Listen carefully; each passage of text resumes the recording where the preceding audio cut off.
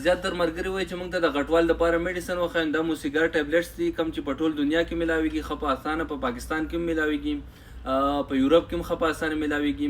دا غلطي موږ په دې کې کوو چې موږ له دې خوراک طریقه نه راځي. نو دا چې تاسو راواخلئ سیده، نو دا د شپې یو ګولۍ استعمالوئ سیده.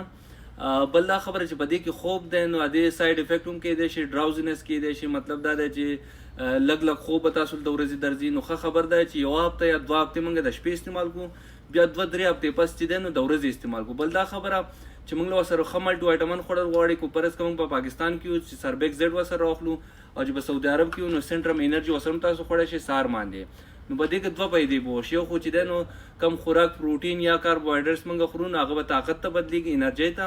نو چې کو فرض که موږ غټېږو صحیح شو، نو زموږ باډي به ښه غټېږي. بل دا خبره چې کم خوب موږ د راځي صحیح شو، نو هغه به بیا سهار کې نه راځي. نو دا تاسو استعمال کړئ، انشاءالله فایده به درکړي. د دې نه علاوه چې ستاسو څه قسمه کوېسچن وي صحیح شو، تاسو موږ ته میسج کولی شئ. مننه، السلام علیکم.